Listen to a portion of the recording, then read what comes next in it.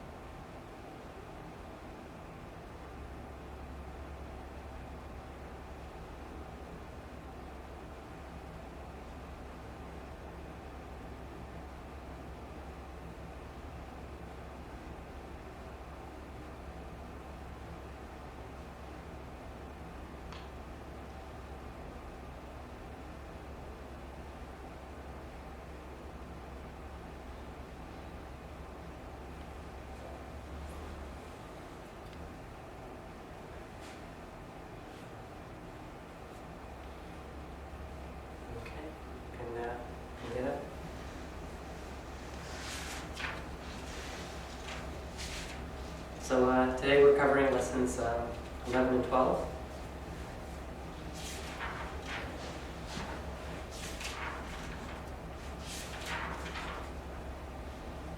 Laghu shankhaprakshalana. So this is the next water cleansing technique. So we learned Jalamedi for the nasal wash. We learned Kunjal, the stomach wash. And this one is the washing of the whole intestinal system, actually. So Laghu is the short form of the practice, and then there's the full shankhaprakshalana, Poorna. I'll explain to you Laghu right now, and then I'll talk a little bit about the full version as well afterwards. So the short version can be, you can do on your own. The long version, though, you'll need to either contact me or someone who actually who knows how to do it and can teach you directly. Right? That needs the full shankhaprakshalana needs personal guidance and instruction. It's a very involved practice. So if anyone's interested, you can just email me and let me know, and I can provide you with the full details. But anyways, I can explain Laghu. Laghu for sure you can practice on your own without any guidance. So again, the idea is you use the same warm salty water, right? I notice in this in the instructions here they say to use 2 teaspoons of salt in 1 liter of water. The previous instructions gave 1 teaspoon of salt. I find 1 teaspoon of salt in a liter of water is good enough. Physiological solution. Hmm? It's physiological solution. That's right, so you don't digest the water, so the water will actually pass through the intestines without being digested. Yeah. So that's the idea. So you can experiment. I mean, 1 teaspoon works for me, maybe someone else will need a little bit more, so just see whatever works for you. And the water just should be nice, lukewarm, comfortable. Just the same water we use for all the practices. Again, it's pretty simple. Again, you do it early morning. You shouldn't have eaten anything, right? Ideally, you had a light supper as well the night before, and you just you drink like 2 glasses of water right away. Then you do these special asanas, which I'll show you, right? And then you just drink some more. You do these asanas. Again, these special asanas, what they do is they open up the valves between your stomach and your small intestine. There's a valve controls the flow. And from your small intestine to your large intestine or colon, there's another valve. So you do these asanas, we'll open up those valves, and the water will just kind of go rushing through. It'll go from your stomach, it'll go straight to your intestines and to your colon, and then out your anus, right? Fairly quickly, right? So basically it just flushes the entire digestive tract. Mouth to anus, washes the whole thing. Like a nice, quick, easy, light wash. And that's it. So you do those asanas, you drink 2 more glasses of water, you do the asanas again, and then 2 more, and the asanas again. So in morning. So in total you'll drink 6 glasses of water, and you'll do the asanas, 3 sets of the asanas. And basically at the end of that you will be running to the toilet to get the water out. So yeah, pretty simple. Again, it's fairly safe. 6 glasses of water is nothing dangerous. I mean, some people drink the salty water and they have an urge to throw up. So again, you'll just wash your stomach. It's just kunjal basically if you bring it back out, right? So it's shankhaprakshalana if you pass it all the way through. Okay, morning. So I'll show you the asanas. Okay. With the kunjal, you would normally take how much? With kunjal, you drink as much as you can in one go, right? So you just keep taking glasses, however big your stomach is, you fill it, right? And once your stomach is full of water, then you just go and bring it up, keep bringing it out as much as you can, right? Okay. Even in kunjal, sometimes it'll pass through, right? And you'll have like a watery bowel movement as well. So you get a bit of both with any of these practices, right? Manoj, I have a question in this one. Does it happen sometimes that 6 glasses of water, whatever you drink, it doesn't come out 6 glasses, or it doesn't come out at all? Yeah, it's possible. Basically, it means if you didn't put enough salt, right? If the water's not salty enough, you'll digest it. Actually, it'll go into your bloodstream. But even if the proportion is the same, like 1 teaspoon. 1 teaspoon, yeah. Well, 1 teaspoon works for me. Like I said, the instructions here actually say 2 teaspoons of salt per liter of water. Oh, for 10 millimeters. Yeah, exactly. Yeah. So we'll have to see what works. I guess it's probably different for each person, right? I mean, 1 teaspoon works for me. Maybe some people need 2 teaspoons or something in between 1.5. You have to experiment and see what works best. Again, there's no harm if you digest the water, right? I mean, you'll get a little bit extra salt, maybe skip a little bit of salt for the rest of the meals that day. But yeah, that's about it. So I'll just show you the asanas now. There's 5 different asanas. Yeah. To open the valves. The first one is the palm tree. So this one opens the valve between the stomach and the small intestine, right? So just interlock your fingers, right? Turn it away from the body. Take it up over your head, and you kind of like feel an elongation in the midsection, kind of elongates, right? And you just stretch up. You can even go on your toes if you like, or just stretch up. And then relax, right? So that's 1 round, Then stretch again. And then relax. And again, the key thing here is you would have drank 2 glasses of water already, so you'll feel the water in your stomach, and just feel it kind of like, as you eat, as your stomach elongates, just kind of imagine the water flowing out of your stomach and into your intestines, right? As you do each one of these, right?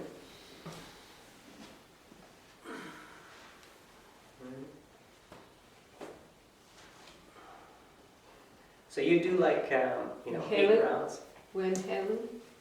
That's right, exactly. You inhale when you stretch out. And again, the main thing is to focus on, imagine the water passing from your stomach into your small intestine, right? And just be relaxed. Not so much focus on the, when Swami Arundhati taught me in Hamilton, she said it's kind of like a sloppy asana day. Don't pay attention to the asanas. The main focus is actually getting the water through your system, right? It's not about really doing the asanas perfectly, right? Just stretch and focus mainly on the stretch happening in the midsection here. Right? And relax. So you do it like 8 times. The second asana is side to side. So the same thing. Okay? So now you're kind of like swishing it. So the intestinal tract goes back and forth, right? So again, so you want to swish the water back and forth, right? The same thing will be a little bit apart. And let's go side to side. And again, you just imagine the water swishing back and forth in your through your intestines.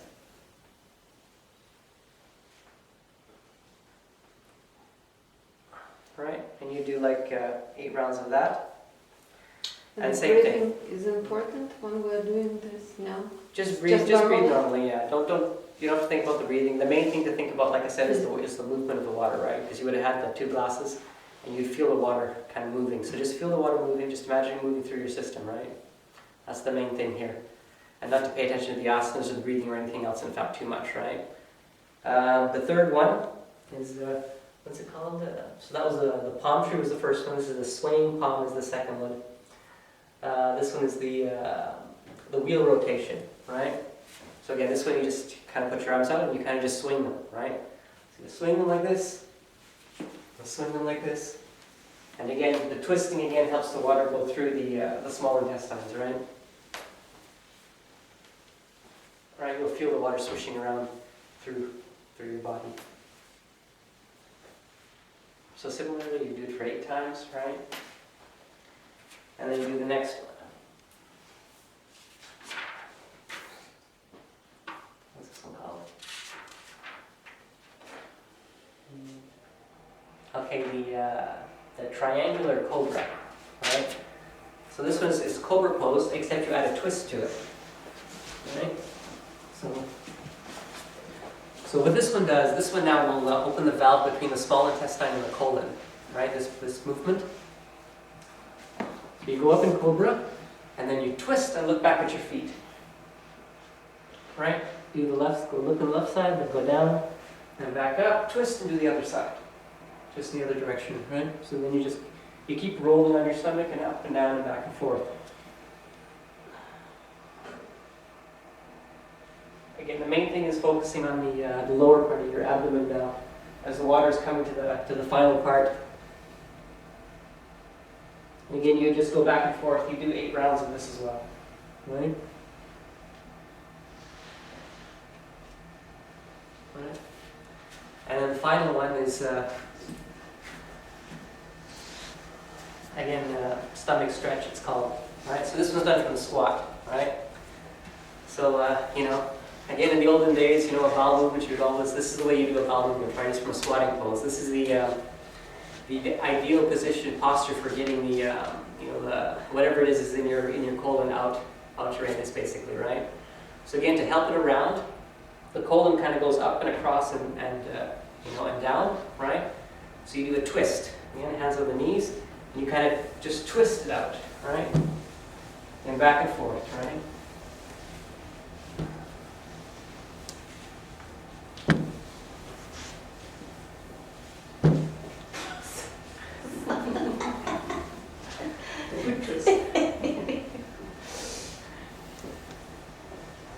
Alright, and then you would be all set. If you, again, if you have a squatting toilet, right, that'd be the best, right? Of course, I don't think anybody has it in North America, eh? You have to go to India. So we should. And then you're ready to have your bowel movement. Right? Have you? I did, actually, I was doing just to make sure. I tried the 6 classes with those proportions. And I did some exercise, but the sequence was not the same. I had to go within an hour and a half. Like, I was doing another activity in cooking and fixing my class. But not immediately. Again, it depends on the Well, person. I actually yeah. go pretty quick, right? I mean, So I, your body is clean. This is why. uh-huh. That's the purpose. Yeah. Right? If it's clean, it goes Yeah. faster. Yeah, I'd been doing yoga for about a year before I did this, so yeah, I was already in pretty good shape. I'd already cleaned up my diet. I'd done a lot of things before I actually did this practice, so yeah, it was fairly easy for me. But again, it's it's a pretty amazing practice. So the thing is, even though I've been doing yoga and all that, I still had, so like the thing is, you still there's stuff, right? Again, you have to see it to believe it, right? But basically, I mean, like not with the short practice, but with the full practice, right? Where you actually keep doing this. The full practice is you just keep doing the same thing, glass after glass, and exercise after exercise for like hours. You do like 20, 30 glasses you drink, and you keep going to the toilet, right? And basically you keep on doing that until the water coming out, your anus is like as clean as the water going in, right? Basically you completely strip everything out and completely clean everything from your whole digestive tract, right? And in that case, when you're doing that to that degree, I mean, everything comes out, whatever is there that's been there. Toxins? Yes, toxins. Actually, the other interesting thing that happens with the full version, right, is that when this process is happening, your nervous system sends signals to all of the organs in the body, actually, right, to your brain everywhere. And everybody, like the entire body, in fact, like all the organs everywhere, release their toxins into the bloodstream. And the bloodstream brings all the toxins from your entire head to toe to the intestines and flushes it into the intestines. So it's kind of a reverse process. Normal digestion is you put the food in, the food puts the nutrients from the intestines into the bloodstream to distribute to the body. Now the reverse process happens. Now the toxins from your entire body get sent into the bloodstream and get flushed into the intestines and then out of the body. So yes, you see a lot of strange things coming out that... But for me, the most interesting one was, basically the only way I can describe it was like, a piece of like black rubber, like, it looked like it, solidified to such a degree, and it probably had been in my intestines for like probably 10 years or more, right, growing, right? And again, seeing is believing. If I didn't see it come out of me, I wouldn't have believed it that came out of me, right? But again, when the water came out clean at the end of the practice, like after I'd done the 20, 30 glasses, and the water was you look in the toilet and you just had like whoosh, you flushed a whole bunch of water came out of your system, right? You turn around to look, and you can't see a thing, not a single particle, not a single anything. It's like wow, it's like it's quite an amazing thing. But it takes different effort for different people, right? It depends. Yes, so some people won't have the stamina to do the whole thing, to get all the way fully clean, right? I did teach one person, right? Again, people just get worn out, right? Because it's very exhausting to do all those asanas 8 times, drink 2 more glasses of asanas, toilet, it's like over a few hours, right? So you need a lot of stamina to do it, right? But again, it's amazing to be completely clean, though, right? To fully clean yourself head to toe, essentially, right? Yeah. So I think it's extremely worthwhile. Glasses every time? Yes, exactly. 2 glasses, then the asanas, 2 more glasses, asanas.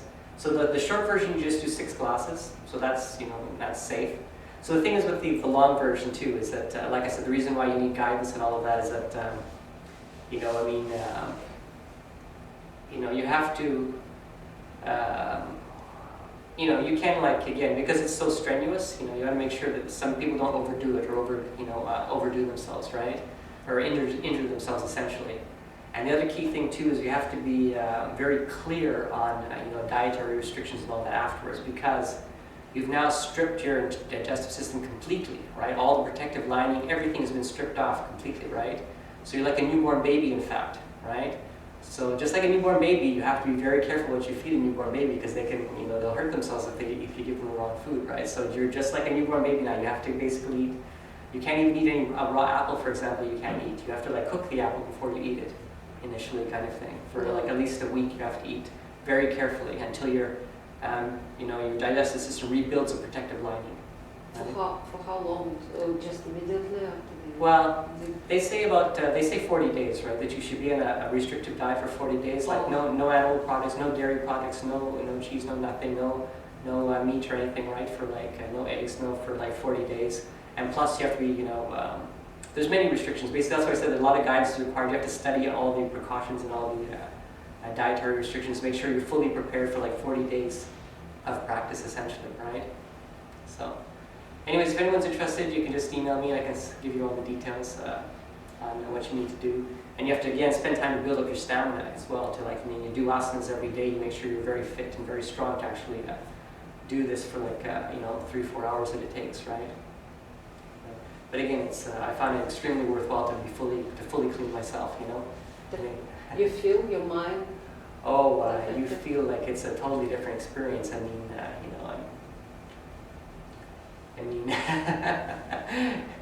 It just can't be described, right? To go through that process, right? It's just phenomenal. I highly recommend it, actually. Again, we come out of it a completely different person, in fact, right? You think about everything differently after that, going through that process, right? You view the whole world differently. Right? How frequently it is recommended? Like once a year type of thing?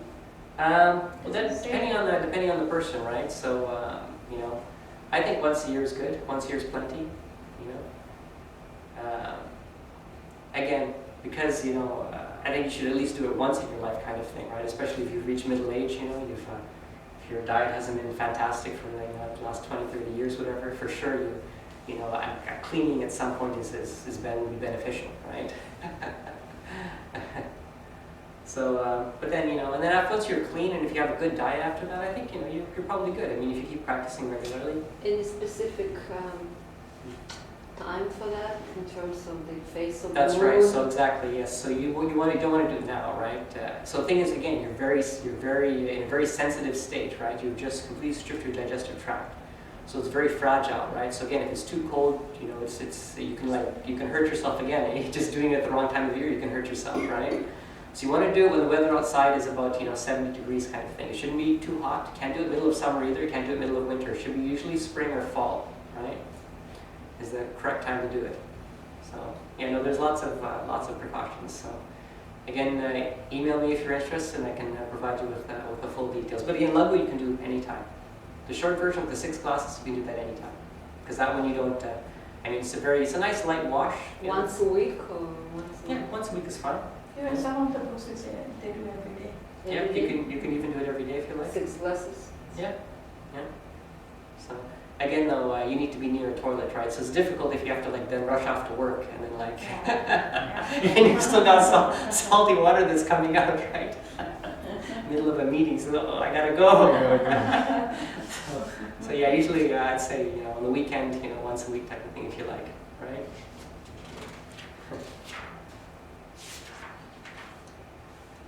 What else is there?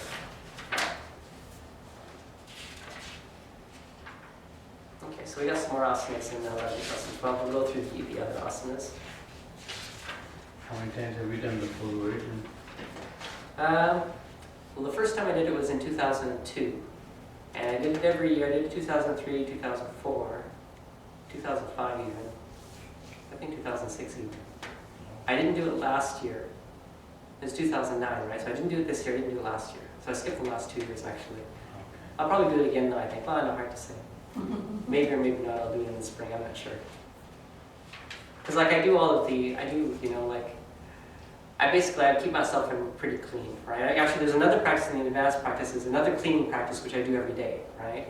Which I'll explain in the advanced practices. So that one, that one also just keeps you clean. And you don't have to keep doing all of these cleaning practices, right? There's just too many of them if you're going to keep doing all of them, right? But this one you should do at least once. Shankhaprakshalana, the full version, you should do that at least once. Right? So you're good kind of for your maybe 10 years you'll be good for at least, right? So, asanas, yes. So the triangle pose, triangle stretch pose. Also, I think the camera's still zoomed out. You can put your mat sideways, because you do this one with your legs spread.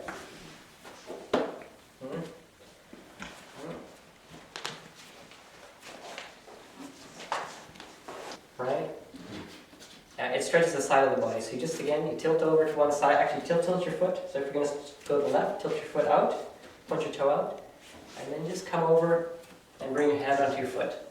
And you look up at the other hand. And then back up. All right. So now the other side, point the other toe out, and just bring your hand down under that foot, and you look up at the other hand. And then back up. The next one, same thing, except we'll bring this hand up and over, right? So tilt this foot out, come down, and then this hand come over and give a big stretch to the side. And then back up. So same thing the other way. Down and over, stretch. And then back up. And bring your hands down. And this one you just you slide one hand up and the other hand down, right? So similar thing, just slide it down on your knee like this, and the other hand up. And this one stretches kind of the inside a little bit, right? And this way. And back up.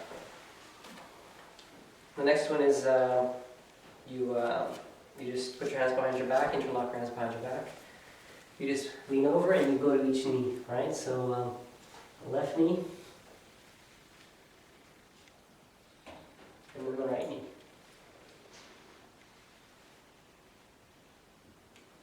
Right, left, and right.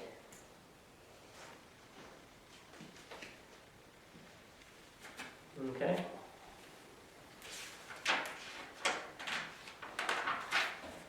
Now we do the twisting version.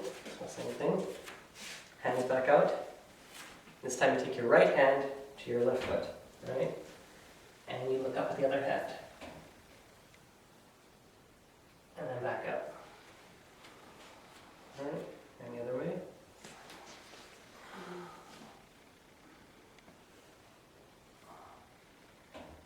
And back up. Okay, this one is, again, it gives stretches off the shoulders, so behind your back, interlock your fingers, right, like that. And you push your hands out like that, okay? Keep your elbows straight, put your feet together this time, right? And you bend over, and then you twist. The idea here is to swing your hands up as much as you can, and stretch out your shoulders as much as you can.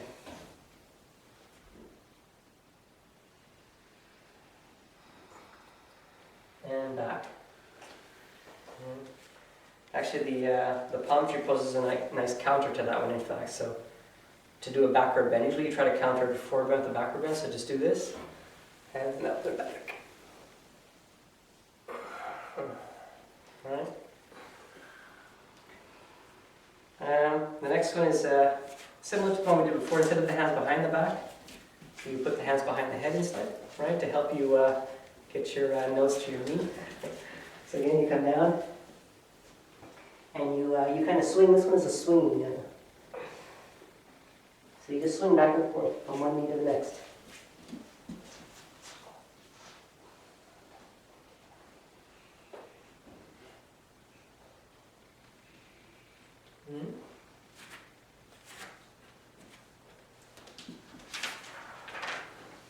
And that's it. That's it for asanas. And this one, the knee should be not bent, right? That's right, these are straight all the time. Yeah. Okay, so now you can zoom in the camera.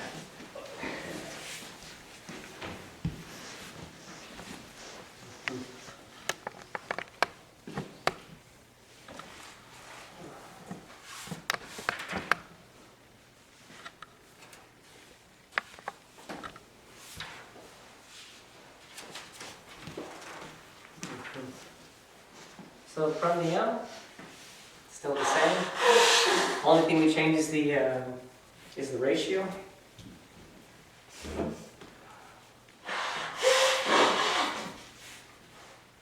So previously we had 1-6-4.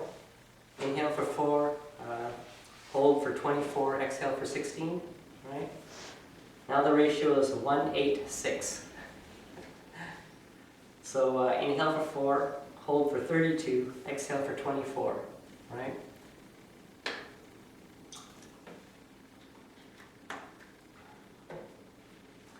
And that's in lesson 11. In lesson 12, okay, lesson 12 we add the Bahir Kumbhaka, which is holding the breath out, right? So 1:8:6:1, right? So inhale for 4, hold for 32, exhale for 24, hold the breath out for 4 seconds, and inhale again for 4, hold for 32, right? Exhale 24, and hold the breath out for 4, right? So that's pretty much the final ratio. So like all of next year, like all the practices that we do next year, we'll basically keep this ratio, right? The only thing we add now to the Nadi Shodhana is we'll add the various locks, Mula Bandh, Jaladhara Bandh, and Uddiyana Bandh and things like that, right? But this breathing ratio is the final ratio pretty much. So that's what we're going to be working towards all of next year, basically. So again, we'll just do, 5 or 10 minutes of that. Right? Again, just do whatever ratio you're comfortable with, right? So sit in your meditative posture, right? Whichever one you're using.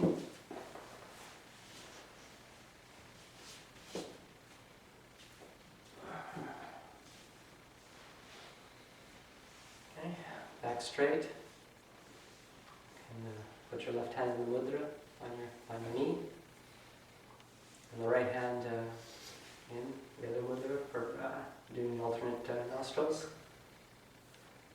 And just begin and go at your own pace and use whatever ratio is comfortable for you. Okay? Just begin.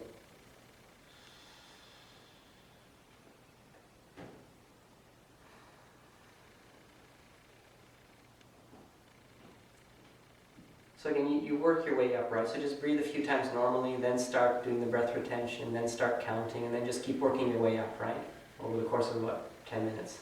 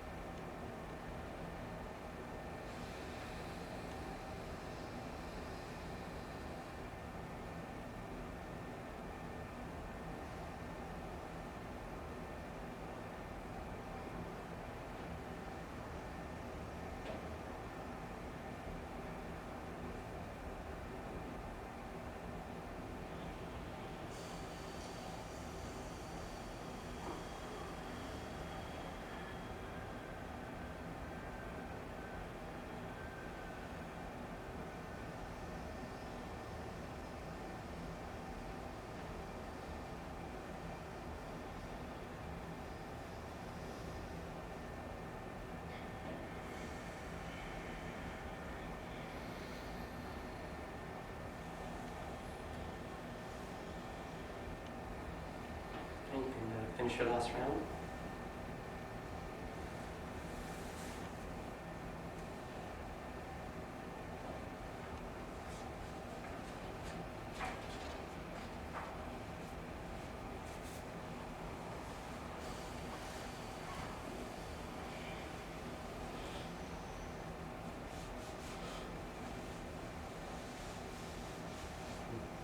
So the meditation practice we're going to learn this week is Om chanting. So first off, a little bit about the sound and the symbol Om. The syllable Om is the universe. It is Brahma, the Absolute. It is time, past, present, and future. It is also that which transcends time, right? So it is the sound of everything, basically. So the key thing about Om is that it's actually 3 different sounds. A-U-M, right? So A-A, U pronounced U, and then is kind of just a humming, and again, the idea of the 3 sounds is basically, A is like represents the physical body, U is the mind, and is the soul, right? And again, both at the micro level, at the level of the body, as well as at the universal level, the material universe, the mind of the universe, and then the spirit of the universe, right? The spiritual reality. So the practice is pretty simple. Again, it's just repeating that, right? So again, we're going to use Om chanting again for awakening the Ramudya, the eyebrow center, right? So and again, there's various ways you can chant. You can chant Om. You can chant it quickly, kind of in rhythm with like the heartbeat kind of thing, So Om, Om, Om, Om, Om. Or you can also do long chants, right? So and actually, from going through the Kriya Yoga practices, it's generally you say the Ah and the U fairly quickly, but then you kind of like stretch that out as long as you can, right? That vibration actually, and then you move that vibration to different parts of your body. You actually imagine the vibrations happening. In this particular case, for this exercise, we're going to imagine that vibration is happening right here between our eyebrows, right? That the Om chanting is actually occurring right here between our eyebrows, right? And that basically will help to awaken, Brahmudya. So again, the other thing that you combine with this technique is Shambhavi Mudra. I think again, it was in a few lessons ago, right? Basically, it's moving the eyes and looking at the eyebrow center, right? So again, you just take your, like when we did the nose tip gazing, right? This one you bring your finger and you try to like look at the eyebrow center, right? So like that. And again, you could do it with your eyes open or with your eyes closed. And again, when your eyes get tired, just relax them, and then you can look back again, right? It basically intensifies the concentration at this point. When you actually move your eyes in that direction as well, you'll feel additional concentration at that point. So what we'll do, we'll just do a very quick practice. Again, you can just experiment at home. Again, it'll be a little bit difficult for us all to, we'll try. We'll try to synchronize our Oms, right? So we'll do like, let's say 8 quick Oms, right? We'll do Shambhavi Mudra. So do Shambhavi Mudra where you stare here. And then we'll do 8 quick Oms, right? And then we'll do 4 long Oms. So then we'll close our eyes. Try to maintain your focus though. With the eyes closed, you can still move your eyeballs to this point, right? And we'll do 4 long Oms. And then after that, you just repeat mentally, right? So you can choose to either repeat mentally long or short. And just try to imagine the sound is here, right? And then we'll do that for like 2 or 3 minutes. Okay, so assume your meditative posture. back straight, hands in mudra on the knees. Okay. Shambhavi mudra. So move your eyes and try to look at the center, eyebrow center. And then just 8 quick ohms.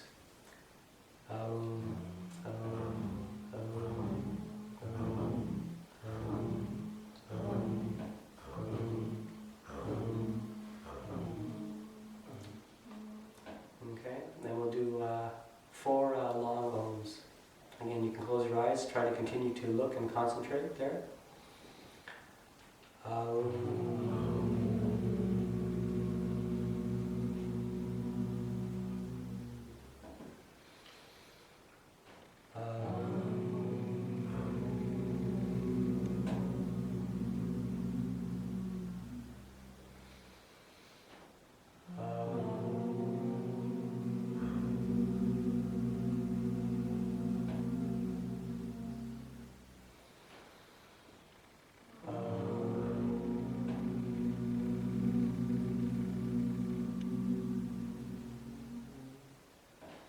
Now just continue mentally for a couple more minutes.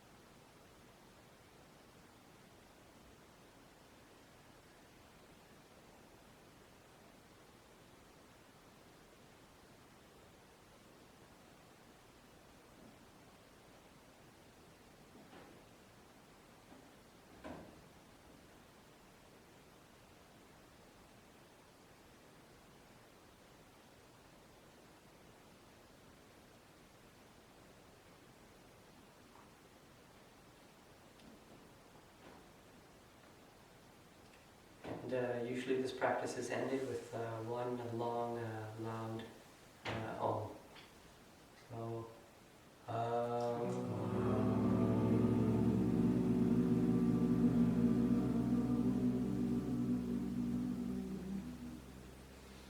and then you open your eyes.